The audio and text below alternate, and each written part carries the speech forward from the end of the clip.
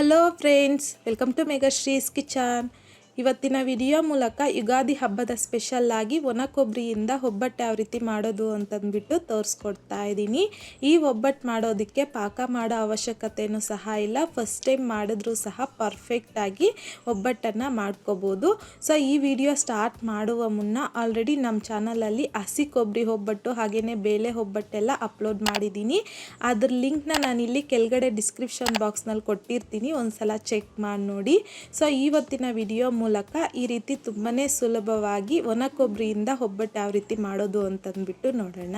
ಈ ಒಬ್ಬಟ್ಟು ಮಾಡೋದಕ್ಕೆ ಮೊದಲು ಈ ರೀತಿಯಾಗಿ ಹಿಟ್ಟನ್ನು ಮಿಕ್ಸ್ ಮಾಡಿಟ್ಕೋಬೇಕು. ಸೊ ಹಾಗಾಗಿ ನಾನಿಲ್ಲಿ ಬೌಲಲ್ಗೆ 2 ಕಪ್ ಆಗುವಷ್ಟು ಮೈದಾ ಹಿಟ್ಟು ಹಾಕ್ಕೊತಾ ಇದ್ದೀನಿ.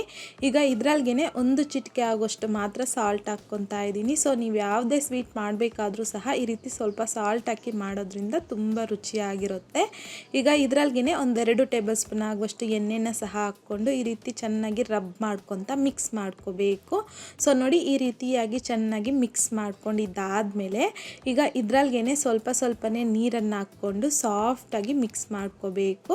ಸೊ ಈ ರೀತಿಯಾಗಿ ಸ್ವಲ್ಪ ನೀರು ಹಾಕಿ ಮಿಕ್ಸ್ ಮಾಡ್ಕೊಳ್ಳೋದ್ರಿಂದ ನಮಗೆ ಯಾವ ಕನ್ಸಿಸ್ಟೆನ್ಸಿಗೆ ಬೇಕೋ ಇಟ್ಟು ಆ ಕನ್ಸಿಸ್ಟೆನ್ಸಿಗೆ ಮಿಕ್ಸ್ ಮಾಡ್ಕೋಬೋದು. ಸೊ ಹಾಗಾಗಿ ಈ ರೀತಿ ಸ್ವಲ್ಪನೇ ನೀರನ್ನು ಹಾಕ್ಕೊಂಡು ಮಿಕ್ಸ್ ಮಾಡ್ಕೋಬೇಕು. ನೋಡಿ, ನೀರು ಯಾವ ರೀತಿ ಹಾಕಿ ಮಿಕ್ಸ್ ಮಾಡ್ಕೋಬೇಕು ಅಂತಂದರೆ ತುಂಬ ಸಾಫ್ಟಾಗಿರಬೇಕು, ಹಿಟ್ಟು ಬಂದು ಕೈಗೆ ಅಂಟಂಟಾಗಿರಬೇಕು.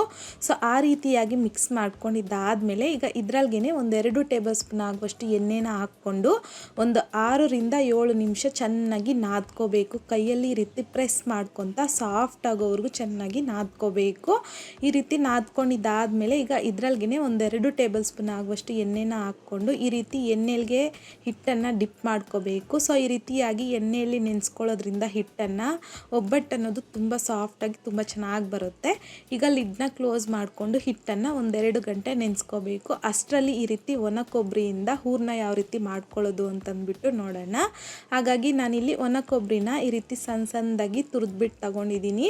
ಸೊ ಈ ರೀತಿಯಾಗಿ ತುರಿದಿರ್ತಕ್ಕಂಥ ಒಣ ಕೊಬ್ಬರಿನ ಯಾವುದಾದ್ರೂ ಒಂದು ಕಪ್ಪಲ್ಲಿ ಮೆಷರ್ಮೆಂಟ್ ಮಾಡಿ ತಗೋಬೇಕು. ಸೊ ನಾನಿಲ್ಲಿ ಯಾವ ಕಪ್ಪಲ್ಲಿ ಮೈದಾ ಹಿಟ್ಟು ತಗೊಂಡಿದ್ದೀನೋ ಸೊ ಅದೇ ಕಪ್ಪಲ್ಲಿ ಈ ರೀತಿಯಾಗಿ ಸ್ವಲ್ಪ ಲೈಟಾಗಿ ಪ್ರೆಸ್ ಮಾಡಿಕೊಂಡು 2 ಕಪ್ ಆಗುವಷ್ಟು ಒಣ ಕೊಬ್ಬರಿನ ತಗೊತಾ ಇದ್ದೀನಿ. ಸೊ ಈ ರೀತಿ ಒಂದು ದೊಡ್ಡದಾದ ಮಿಕ್ಸಿ ಜಾರಲ್ಗೆ ಹಾಕ್ಕೋಬೇಕು. ಹಾಗೆಯೇ ಇದ್ರಲ್ಗೆ ಒಂದು 5-6 ಏಲಕ್ಕಿನ ಸಹ ಹಾಕ್ಕೊಂಡು ಎಷ್ಟು ಸಾಧ್ಯವಾಗುತ್ತೋ ಅಷ್ಟು ಇದನ್ನು ಈ ರೀತಿ ಪುಡಿ ಮಾಡ್ಕೊಂಡು ತಗೋಬೇಕು. ಸೊ ನೋಡಿ, ನಾನಿಲ್ಲಿ ಪುಡಿ ಮಾಡ್ಕೊಂಡಿದ್ದಾದಮೇಲೆ ತೋರಿಸ್ತಾ ಇದ್ದೀನಿ. ಸೊ ಈ ರೀತಿಯಾಗಿ ಪುಡಿ ಮಾಡ್ಕೊಂಡಿದ್ದಾದಮೇಲೆ ಈ ಒಣ ಕೊಬ್ಬರಿ ಪುಡಿನ ಒಂದು ಬೌಲಲ್ಗೆ ತೆಗೆದು ಪಕ್ಕಕ್ಕೆ ಇಟ್ಕೋಬೇಕು. ಈ ರೀತಿಯಾಗಿ ಒಣ ಕೊಬ್ಬರಿನ ಪುಡಿ ಮಾಡ್ಕೊಂಡಿದ್ದಾದಮೇಲೆ ಈಗ ಅದೇ ಮಿಕ್ಸಿ ಜಾರಲ್ಗೆ ನಾನಿಲ್ಲಿ 3/4 ಕಪ್ ಆಗುವಷ್ಟು ಹುರ್ಗಡ್ಲೆ ಹಾಗೆಯೇ ಹುರ್ಕೊಂಡಿರುವಂಥ ಕಡಲೆ ಬೀಜನ ಎರಡನ್ನೂ ಸೇರಿಸಿ 3/4 ಕಪ್ ಆಗುವಷ್ಟು ತಗೊಂಡಿದ್ದೀನಿ. ಸೊ ಈ ರೀತಿ ಹುರ್ಗಡ್ಲೆ ಕಡಲೆ ಬೀಜನೂ ಸಹ ಹಾಕಿ ಒಣ ಕೊಬ್ಬರಿ ಒಬ್ಬಟ್ಟು ಮಾಡೋದ್ರಿಂದ ತುಂಬ ರುಚಿಯಾಗಿರುತ್ತೆ. ಖಂಡಿತ ಈ ವಿಧಾನದಲ್ಲಿ ಒಂದ್ಸಲ ಟ್ರೈ ಮಾಡಿ ನೋಡಿ. ಸೊ ನೋಡಿ, ಈಗ ಮಿಕ್ಸಿ ಜಾರಲ್ಗೆ ಹಾಕ್ಕೊತಾ ಇದ್ದೀನಿ.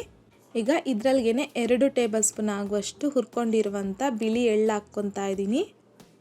ಹಾಗೆಯೇ 1 ಟೇಬಲ್ ಸ್ಪೂನ್ ಆಗುವಷ್ಟು ಹುರ್ಕೊಂಡಿರುವಂಥ ಗಸಗಸೆನೂ ಸಹ ಹಾಕ್ಕೊತಾ ಇದ್ದೀನಿ. ಈ ರೀತಿ ಎಲ್ಲ ಹಾಕಿದ್ದಾದಮೇಲೆ ಇದನ್ನು ಅಷ್ಟೇ ಎಷ್ಟು ಸಾಧ್ಯವಾಗುತ್ತೋ ಅಷ್ಟೊಂದು ಸ್ಮೂತಾಗಿ ಪುಡಿ ಮಾಡ್ಕೊಂಡು ತಗೋಬೇಕು. ಸೊ ಈ ರೀತಿ ಪುಡಿ ಮಾಡ್ಕೊಂಡಿದ್ದಾದಮೇಲೆ ನಾನಿಲ್ಲಿ ಒಂದು ಬೌಲಲ್ಗೆ ಟ್ರಾನ್ಸ್ಫರ್ ಮಾಡ್ಕೊಂಡಿದ್ದೀನಿ. ನೋಡಿ, ಈ ರೀತಿಯಾಗಿ ತುಂಬ ಸ್ಮೂತಾಗಿ ಇದನ್ನು ಪುಡಿ ಮಾಡ್ಕೋಬೇಕು. ಸೊ ಈ ರೀತಿಯಾಗಿ ಒಣ ಕೊಬ್ಬರಿ ಹಾಗೆಯೇ ಹುರ್ಗಡ್ಲೆ ಕಡಲೆ ಬೀಜ ಎಳ್ಳು ಎಲ್ಲನೂ ಪುಡಿ ಮಾಡ್ಕೊಂಡಿದ್ದಾದಮೇಲೆ ಇವಾಗ ಇದಕ್ಕೆ ಬೆಲ್ಲನ ಕರಗಿಸ್ಕೋಬೇಕು. ಸೊ ಹಾಗಾಗಿ ನಾನಿಲ್ಲಿ ಪ್ಯಾನಲ್ಗೆ ಯಾವ ಕಪ್ಪಲ್ಲಿ ನಾವು ಒಣ ಕೊಬ್ಬರಿ ಎಲ್ಲ ತಗೊಂಡಿದ್ದೀರೋ ಅದೇ ಕಪ್ಪಲ್ಲಿ ನಾನಿಲ್ಲಿ 1.5 ಕಪ್ ಆಗುವಷ್ಟು ಬೆಲ್ಲ ಹಾಕ್ಕೊತಾ ಇದ್ದೀನಿ. ಇಷ್ಟಾದರೆ ಪರ್ಫೆಕ್ಟಾಗಿ ಸ್ವೀಟ್ ಅನ್ನೋದು ಸರಿ ಹೋಗುತ್ತೆ. ಈಗ ಒಂದು ಅರ್ಧ ಕಪ್ ಆಗುವಷ್ಟು ನೀರನ್ನು ಸೇರಿಸ್ಕೊಂಡು ಮಿಕ್ಸ್ ಮಾಡ್ಕೊತಾ ಮೀಡಿಯಮ್ ಫ್ಲೇಮ್ನಲ್ಲಿ ಬೆಲ್ಲನ ಫುಲ್ಲು ಕರಗಿಸ್ಕೊಬೇಕು. ಈಗ ನೋಡಿ, ಮೀಡಿಯಮ್ ಫ್ಲೇಮ್ನಲ್ಲಿ ಬೆಲ್ಲನ ಪೂರ್ತಿಯಾಗಿ ಕರಗಿಸ್ಕೊಂಡಿದ್ದಾಗಿದೆ. ಸೊ ಇದೇನು ಪಾಕ ಬರೋ ಅವಶ್ಯಕತೆ ಇಲ್ಲ, ಬೆಲ್ಲ ಕರಗಿಸ್ಕೊಂಡ್ರೆ ಸಾಕು. ಈ ರೀತಿ ಬೆಲ್ಲ ಕರಗ್ತಿದ್ದಂತೆ ನಾವು ಒಣ ಕೊಬ್ಬರಿನ ಪುಡಿ ಮಾಡಿಟ್ಕೊಂಡಿದ್ರಲ್ವ, ಸೊ ಅದನ್ನು ಹಾಕ್ಕೊಂಡು ಲೋ ಫ್ಲೇಮ್ನಲ್ಲಿ ಎಲ್ಲ ನೀಟಾಗಿ ಮಿಕ್ಸ್ ಮಾಡ್ಕೊತಿದ್ದಂತೆ ಗಟ್ಟಿ ಆಗಿಬಿಡುತ್ತೆ. ಯಾಕೆ ಅಂತಂದರೆ ಇಲ್ಲಿ ನಾನು ನೀರು ಅನ್ನೋದು ಜಾಸ್ತಿ ಹಾಕಿಲ್ಲ. ಸೊ ಹಾಗಾಗಿ ನೋಡಿ, ಈ ರೀತಿಯಾಗಿ ಮಿಕ್ಸ್ ಮಾಡ್ಕೊತಿದ್ದಂತೆ ಗಟ್ಟಿ ಆಗಿಬಿಡುತ್ತೆ. ಇನ್ ಕೇಸ್ ನೀರು ಅನ್ನೋದು ಜಾಸ್ತಿ ಹಾಕ್ಬಿಟ್ರೆ ತುಂಬ ಹೊತ್ತು ಕುದಿಸ್ಕೋಬೇಕು. ಈಗ ಇದ್ರಲ್ಗೆ 1-2 ಟೀ ಸ್ಪೂನ್ ಆಗುವಷ್ಟು ತುಪ್ಪ, ಹಾಗೆಯೇ ನಾವು ಹುರ್ಗಡ್ಲೆ, ಕಡಲೆ ಬೀಜ, ಎಳ್ಳು ಎಲ್ಲನೂ ಪುಡಿ ಮಾಡಿ ಇಟ್ಕೊಂಡಿದ್ರಲ್ವ, ಈಗ ಆ ಪುಡಿನ ಸಹ ಹಾಕ್ಕೊಂಡು ಲೋ ಫ್ಲೇಮ್ನಲ್ಲಿ ಚೆನ್ನಾಗಿ ಮಿಕ್ಸ್ ಮಾಡ್ಕೊತ ಬೇಯಿಸ್ಕೋಬೇಕು. ನೋಡಿ ಈ ರೀತಿಯಾಗಿ ಪ್ಯಾನ್ಗೆ ಸಪ್ರೇಟ್ ಆಗ್ತಾ ಇರುತ್ತೆ ಹೂರ್ಣ ಅನ್ನೋದು, ಆ ರೀತಿಯಾಗಿ ಬೇಯಿಸ್ಕೊಂಡ್ರೆ ಸರಿ ಹೋಗುತ್ತೆ. ಸೊ ಈ ಟೈಮಲ್ಲಿ ಫ್ಲೇಮ್ನ ಆಫ್ ಮಾಡಿಕೊಂಡು ಇದು ಸ್ವಲ್ಪ ತಣ್ಣಗಾಗಕ್ಕೆ ಬಿಡಬೇಕು. ಪೂರ್ತಿಯಾಗೂ ಸಹ ತಣ್ಣಗಾಗಬಾರ್ದು, ಕೈಯಲ್ಲಿ ಟಚ್ ಮಾಡಿದಾಗ ಸ್ವಲ್ಪ ಬೆಚ್ಚಗೆ ಅನಿಸ್ಬೇಕು, ಆ ರೀತಿಯಾಗಿದ್ದರೆ ಸರಿ ಹೋಗುತ್ತೆ. ಸೊ ನೋಡಿ ಈಗ ಹೂರ್ಣ ಅನ್ನೋದು ನಿಮಗೆ ತೋರಿಸ್ತಾ ಇದ್ದೀನಿ, ಕೈಗೂ ಅಷ್ಟೇ ಒಂಚೂರು ಅಂಟ್ತಾ ಇಲ್ಲ, ತುಂಬಾ ಪರ್ಫೆಕ್ಟಾಗಿ ಸಾಫ್ಟಾಗಿ ರೆಡಿಯಾಗಿದೆ ಹೂರ್ಣ. ಈಗ ಈ ಹೂರ್ಣನ ಎಲ್ಲ ಒಂದ್ಸಲ ಚೆನ್ನಾಗಿ ಮಿಕ್ಸ್ ಮಾಡ್ಕೋಬೇಕು. ಮಿಕ್ಸ್ ಮಾಡ್ಕೊಂಡಿದ್ದಾದಮೇಲೆ ಈ ರೀತಿ ನಿಂಬೆ ಹಣ್ಣಿನ ಸೈಜ್ಗೆ ಉಂಡೆನ ಮಾಡಿಟ್ಕೊಬಿಡ್ಬೇಕು. ಆವಾಗ ನಮ್ಗೆ ಒಬ್ಬಟ್ಟು ಮಾಡೋವಾಗ ತುಂಬ ಈಸಿ ಆಗುತ್ತೆ. ಸೊ ಹಾಗಾಗಿ ಈ ರೀತಿಯಾಗಿ ಹೂರ್ಣನ ಉಂಡೆ ಮಾಡ್ಕೊಂಡಿದ್ದಾದಮೇಲೆ ಪಕ್ಕಕ್ಕೆ ಇಟ್ಕೊಳ್ಳೋಣ. ಈಗ ಹಿಟ್ಟು ಅಷ್ಟೇ ನೋಡಿ, ನಾವಿಲ್ಲಿ ಹೂರ್ಣ ರೆಡಿ ಮಾಡ್ಕೊಳ್ಳೋ ಅಷ್ಟರಲ್ಲಿ ಒಂದು 2 ಗಂಟೆ ಆಗಿದೆ. 2 ಗಂಟೆ ಆದಮೇಲೆ ಇದ್ರಿಗೆ ಎಣ್ಣೆ ಹಾಕಿರ್ತೀರಲ್ವ, ಸೊ ಆ ಎಣ್ಣೆನ ಒಂದು ಬೌಲ್ಗೆ ಸಪ್ರೇಟ್ ಮಾಡಿ ಇಟ್ಕೊಳ್ಳಿ. ನಾವು ಒಬ್ಬಟ್ಟು ಸುಡೋದಕ್ಕೆ ಇಲ್ಲಾಂತಂದರೆ ನಾದಲಿಕ್ಕೆ ಯೂಸ್ ಮಾಡ್ಕೋಬೋದು ಎಣ್ಣೆನ. ಸೊ ಈಗ ಹಿಟ್ಟು ನೋಡಿ ಎಷ್ಟೊಂದು ಸಾಫ್ಟಾಗಿ ರೆಡಿ ಆಗಿದೆಯೋ ಅಂತಂದ್ಬಿಟ್ಟು, ಹಿಟ್ಟು ಈ ರೀತಿಯಾಗಿದ್ದರೆ ನಮ್ಗೆ ಒಬ್ಬಟ್ಟು ಅನ್ನೋದು ಅಷ್ಟೊಂದು ಪರ್ಫೆಕ್ಟಾಗಿ ಬರುತ್ತೆ. ಈಗ ಒಂದು 2 ನಿಮಿಷ ಮತ್ತೊಂದು ಸಲ ಹಿಟ್ಟನ್ನು ಚೆನ್ನಾಗಿ ನಾದ್ಕೋಬೇಕು. ನಾದ್ಕೊಂಡಿದ್ದಾದಮೇಲೆ ನೋಡಿ ಈ ರೀತಿಯಾಗಿ ಉಂಡೆ ಮಾಡ್ಕೊಂಡು ತಗೋಬೇಕು. ನಾವು ಹೂರ್ಣ ಯಾವ ಸೈಜ್ಗೆ ತಗೊಂಡಿರ್ತೀರೋ ಸೊ ಹಿಟ್ಟನ್ನು ಸಹ ಅದೇ ಸೈಜ್ಗೆ ಉಂಡೆ ಮಾಡ್ಕೊಂಡು ತಗೋಬೇಕು. ಈ ರೀತಿ ಎಲ್ಲ ಉಂಡೆನ ಮಾಡ್ಕೊಂಡಿದ್ದಾದಮೇಲೆ ಲಿಡ್ನ ಕ್ಲೋಸ್ ಮಾಡ್ಕೊಂಡು ಪಕ್ಕಕ್ಕೆ ಇಟ್ಕೊಳ್ಳಿ, ಉಂಡೆ ಡ್ರೈ ಆಗಬಾರ್ದು. ಸೊ ಈಗ ನಾನಿಲ್ಲಿ ಒಂದು ಪ್ಲಾಸ್ಟಿಕ್ ಪೇಪರ್ ತೊಗೊಂಡಿದ್ದೀನಿ ಒಬ್ಬಟ್ಟನ್ನು ತೀಡ್ಕೊಳ್ಳೋದಕ್ಕೆ ಅಂತಂದ್ಬಿಟ್ಟು. ನೀವು ಬಾಳೆ ಎಳೆ ಇಲ್ಲಾಂತಂದರೆ ಬಟರ್ ಪೇಪರ್, ನಿಮಗೆ ಯಾವ್ದು ಅವೈಲೇಬಲ್ ಆಗಿರುತ್ತೋ ಸೊ ಅದನ್ನು ತಗೋಬೋದು. ನಾನಿಲ್ಲಿ ಪ್ಲಾಸ್ಟಿಕ್ ಪೇಪರ್ ತೊಗೊಂಡಿದ್ದೀನಿ. ಇದ್ರ ಮೇಲ್ಗಡೆ ಸ್ವಲ್ಪ ಎಣ್ಣೆನ ಗ್ರೀಸ್ ಮಾಡಿಕೊಂಡು ಹಿಟ್ಟನ್ನು ಇಟ್ಕೊಂಡು, ಹಿಟ್ಟನ್ನು ಸ್ವಲ್ಪ ಲೈಟಾಗಿ ಸ್ಪ್ರೆಡ್ ಮಾಡಿಬಿಟ್ಟು ಅದ್ರ ಮೇಲ್ಗಡೆ ಹೂರ್ಣ ಉಂಡೆನ ಇಟ್ಕೊಂಡು ಈ ರೀತಿ ಸುತ್ತಲೂ ಇರುವಂಥ ಹಿಟ್ಟನ್ನು ಸೀಲ್ ಮಾಡಿಕೊಂಡು ಉಳಿದಿರ್ತಕ್ಕಂಥ ಹಿಟ್ಟನ್ನು ತೆಗೆದಾಕ್ಕೊಬಿಡಬೇಕು. ತೆಗೆದಾದ್ಮೇಲೆ ಈ ರೀತಿ ನೀಟಾಗಿ ರೌಂಡ್ ಶೇಪ್ ಮಾಡಿಕೊಂಡು ಇದನ್ನು ಅಷ್ಟೇ ಎಣ್ಣೆ ಸ್ವಲ್ಪ ಕೈಗೆ ಗ್ರೀಸ್ ಮಾಡಿಕೊಂಡು ಈ ರೀತಿ ಲೈಟಾಗಿ ಸ್ಪ್ರೆಡ್ ಮಾಡ್ಕೋಬೇಕು. ಸೊ ನೋಡಿ ಈ ರೀತಿ ಸ್ವಲ್ಪ ಲೈಟಾಗಿ ಸ್ಪ್ರೆಡ್ ಮಾಡ್ಕೊಂಡಿದ್ದಾದಮೇಲೆ ಚಪಾತಿ ರೋಲರ್ಗೆ ಸ್ವಲ್ಪ ಎಣ್ಣೆನ ಗ್ರೀಸ್ ಮಾಡಿಕೊಂಡು ಒನ್ ಡೈರೆಕ್ಷನಲ್ಲಿ, ನೋಡಿ ವಿಡಿಯೋದ್ರಲ್ಲಿ ತೋರಿಸ್ತಿದ್ದೀನಲ್ವಾ, ಸೊ ಈ ರೀತಿಯಾಗಿ ಒನ್ ಡೈರೆಕ್ಷನಲ್ಲಿ ಇದನ್ನು ಈ ರೀತಿ ತೀಡ್ಕೋಬೇಕು. ಆವಾಗ ನಮ್ಗೆ ರೌಂಡ್ ಶೇಪ್ ಅನ್ನೋದು ತುಂಬ ಪರ್ಫೆಕ್ಟಾಗಿ ಬರುತ್ತೆ.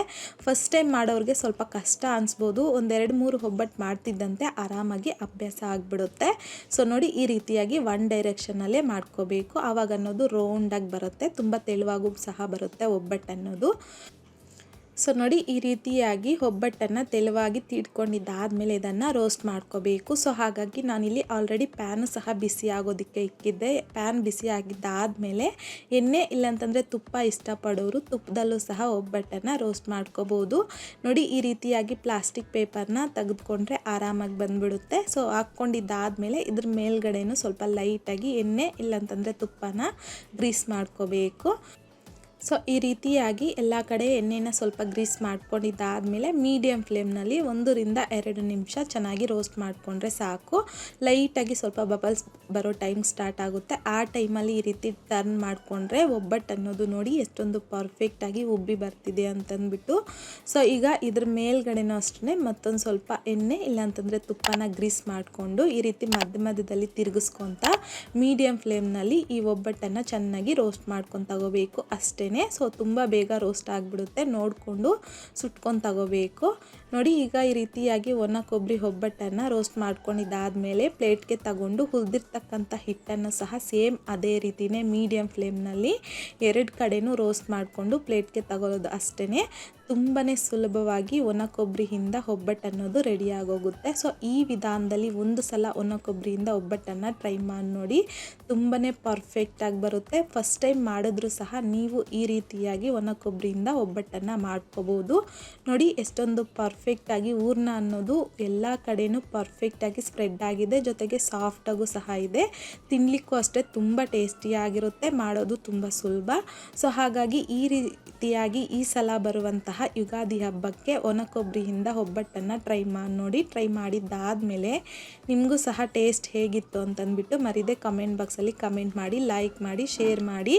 ಮತ್ತಷ್ಟು ಈಸಿ ಆ್ಯಂಡ್ ಸಿಂಪಲ್ ಕ್ವಿಕ್ ರೆಸಿಪೀಸ್ಗೋಸ್ಕರ ದಯವಿಟ್ಟು ನೀವಿನ್ನೂ ನಮ್ಮ ಚಾನಲ್ನ ಸಬ್ಸ್ಕ್ರೈಬ್ ಮಾಡಿಲ್ಲ ಅಂತಂದರೆ ಸಬ್ಸ್ಕ್ರೈಬ್ ಮಾಡಿ.